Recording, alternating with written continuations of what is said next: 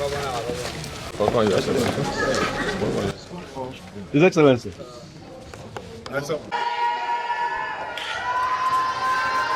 Afresh.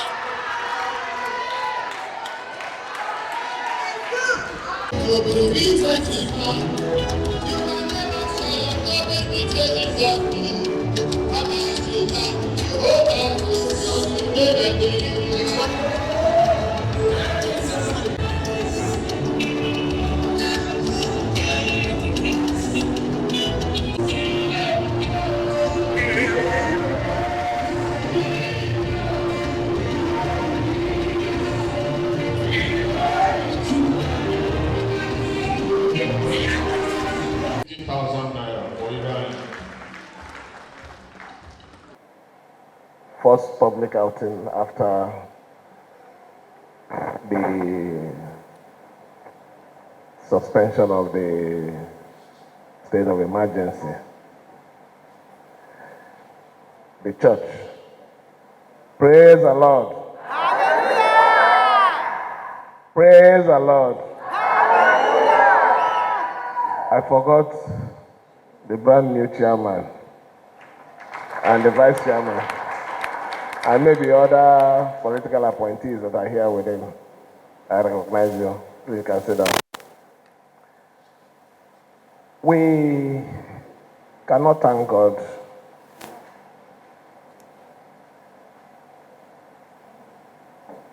enough as a family if we don't come in His presence to say thank you. This is not a thank you service or a Thanksgiving service. It's supposed to be a quiet presence before God to say everything that you have done, you have a reason for it. And we know that you don't make mistake when your action. Maybe it is we human that normally misunderstand situations of God. We came here this morning to say, Heavenly Father, we can't thank you with anything. Even if we're building a house for you to say thank you. In the next 40, 50 years, it might get bad.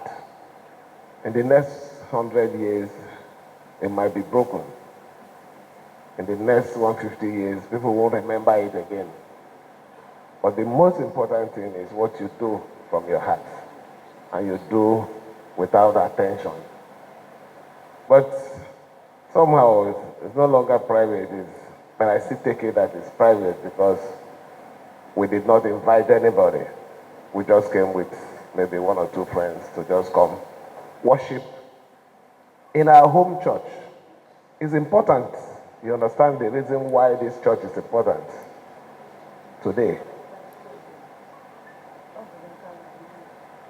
When my story ends, it is this church that will lead me to my next set of journey.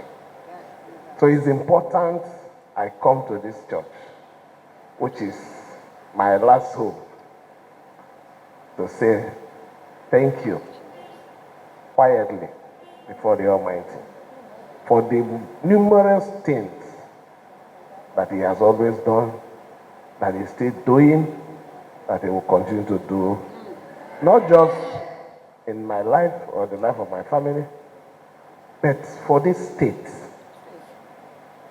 and for Nigeria at large. Let me thank everyone for your prayers. Prayer is like depositing money in the bank. You might not see any result instantly, but the time will come when those prayers will start yielding interest. And the interest is result. We wouldn't have survived it without your prayers. So we're here to say, first, thank you to the Almighty God, and thank you for this my native people who have always made this sacrifice of fasting, praying for my survival, praying for my health, praying for anything that will bring shame upon my life, that God should remove it. And here now, I'm here to say, God has answered your prayers.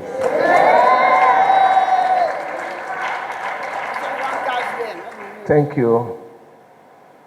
Continue to pray for us, because we are starting the journey again. And the prayer is even needed more at this time. Let me, on behalf of my family,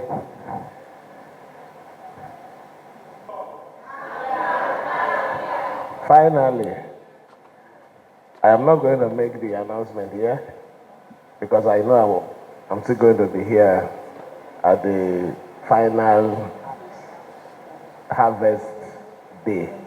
That's the grand finale of the harvest. I will then make my support known to the church for especially thank you for standing with us and support for greater development of the church.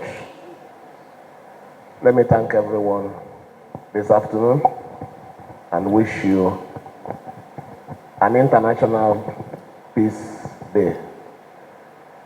Be peaceful. The greatest thing that anybody can wish is peace. Peace, even at home, will make you won't have BP. Peace in the community will make development to come. Peace with yourself is good health.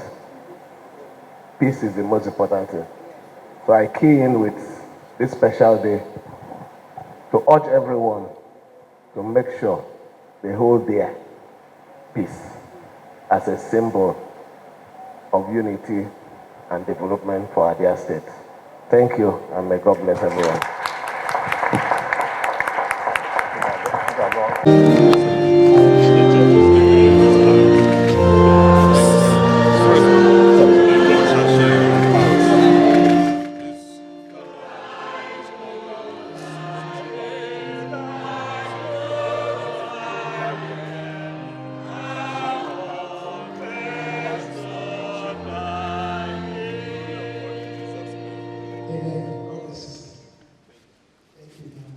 At this time, we are about to leave the service.